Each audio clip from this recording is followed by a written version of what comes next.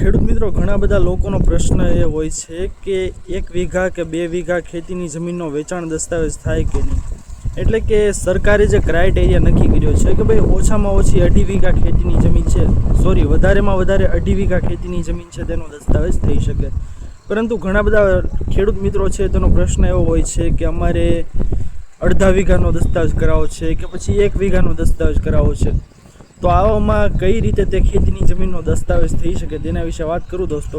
તો સૌથી પહેલાં હું આપ સૌને જણાવી દઉં કે 1 વીઘા ફક્ત ને ફક્ત ખેતીની જમીન હોય તો તેનો ડાયરેક્ટ તમે વેચાણ દસ્તાવેજ કરી શકો છો. કારણ કે કદાચ પહેલેથી તે જમીન છે તે ટુકડા તરીકે ચાલી આવતી હોય અને સરકારે ટુકડા તરીકે તે ખેતીની જમીન છે તે આપેલી હોય તો તેનો 1 વીઘાનો દસ્તાવેજ છે તે થઈ શકે.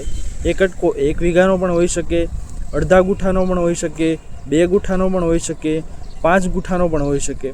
એટલા માટે દોસ્તો આપશોને કહેવાનો તાત્પર્ય એ છે કે ખેતીની જમીન છે તે સરકારે અગાઉથી જ તે ટુકડા તરીકે ચાલી રાખેલી હોય તો તે ખેતીની જમીનનો ટુકડા તરીકે વેચાણ દસ્તાવેજ છે તે તમે કરાવી શકો છો. પરંતુ દોસ્તો આપશોને એ જણાવી દઈએ કે કોઈ પણ ખેતીની જમીન જે પૂરેપૂરી છે કે જેમ કે 5 વીઘા છે, 10 વીઘા છે, 18 વીઘા છે, 25 વીઘા છે, તેવી ખેતીની જમીનમાંથી તમારે 1 વીઘા કે અડધા વીઘા કે પછી 1.5 વીઘા એટલી ખેતીની જમીનનો તમારે દસ્તાવેજ કરાવવો હોય તો તે ખેતીની જમીનનો તમે દસ્તાવેજ કેવી રીતે કરાવી શકો છો તો તેના વિશે આપશોને જણાવી દો દોસ્તો કે ડાયરેક્ટ એવી રીતે તમે વેચાણ દસ્તાવેજ છે ખેતીની જમીનનો કરાવી શકતા નથી. તેના માટે આપશોને જણાવું દોસ્તો તો તેના માટે તમારે કરવાનું શું હોય છે કે ખેતીની જમીનનો દસ્તાવેજ તો તમે કરી શકશો જ નહીં. તેના માટે તમારે કદાચ તમે અન્ય હેતુ માટે ખેતીની જમીન ખરીદતા હો, મીન્સ કે બિનખેતી, ઔદ્યોગિક, એટલે કે બિનખેતીમાં ઔદ્યોગિક, વાણિજ્ય, ગમે તેના હેતુ માટે કે પછી ત્યાં મકાન બનાવવું હોય તેના હેતુ માટે તમે તેને બિનખેતી કરાવતા હો તો તમે એટલી જમીન છે તેને બિનખેતીમાં રૂપાંતર કરી અને તમે તેનો વેચાણ દસ્તાવેજ છે તે કરાવી શકો છો. પરંતુ ખેતીની જમીન છે તેનો 1 વીઘાનો કે 1.5 વીઘાનો કે અડધા વીઘાનો કાંઈ દસ્તાવેજ થઈ શકતો નથી ખેતીની જમીનનો.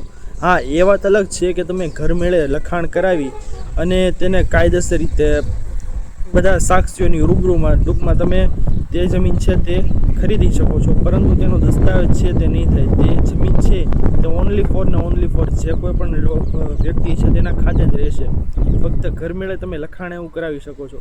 પરંતુ તેનો વેચાણ દસ્તાવેજ પાકો કરાવવા માટે તમારે કદાચ તેને બિનખેતીમાં ફેરવવી પડે. જે ખેતીની જમીન છે તે તમે ગમે તે હેતુ માટે ખરીદી શકો છો. દોસ્તો આપસોને મેં ક્લિયર કરી દીધું છે કે તમારે કોઈ પણ ખેતીની જમીનનો વેચાણ દસ્તાવેજ કરાવવો હોય 1.5 ગુઠ્ઠાનો, 1 ગુઠ્ઠાનો, અડધા ગુઠ્ઠાનો તો તમારે તે ખેતીની જમીન છે તેને બિનખેતીમાં ફેરવવી પડે. અન્યથા ખેતીની જમીન છે તેનો એટલા વીઘાનો દસ્તાવેજ થઈ શકતો નથી. ઘણા લોકોની મને કમેન્ટ આવતી કે સર અડધા વીઘાનો ને 1.5 વીઘાનો ને એવો દસ્તાવેજ થઈ શકે છે. એટલે ટૂંકમાં મને એમ કહેવા માંગે છે કે ભાઈ અમારે દસ્તાવેજ થાય છે તો તમે તમારા વિડીયોની અંદર એમ કેમ કહો છો કે તેનો દસ્તાવેજ ન થઈ શકે. પરંતુ તેનો દસ્તાવેજ ત્યારે જ થઈ શકે જ્યારથી પહેલેથી ટુકડા તરીકે ચાલી આવતી હોય. ડાયરેક્ટ એવી રીતે દસ્તાવેજ છે તે થઈ શકતો નથી. પૂરેપૂરી ખેતીની જમીનમાંથી તેટલા કટકાનો તમે દસ્તાવેજ કરી શકતા નથી. દોસ્તો આ જ હતી આજની મહત્ત્વની માહિતી ખેડૂતો વિશેની. આપસોને આ માહિતી કેવી લાગી? જો વિડીયો પસંદ આવી હોય તો વિડીયોને લાઇક કરવાનું ભૂલતા નહીં. ચેનલ પર નવા આવ્યા હો તો અમારી ચેનલ ખેડૂત ઓનલાઈન પોઈન્ટને સબસ્ક્રાઈબ કરી અને બાજુમાં આપેલા બેલ આઇકનને પણ પ્રેસ કરી દેજો, જેના લીધે આવી જ મહત્ત્વની માહિતી આપસોને આ ચેનલના માધ્યમથી મળતી રહે. તો દોસ્તો મળીએ હવે પછીના વિડીયોમાં. ત્યાર સુધી જય હિન્દ, વંદે માતરમ.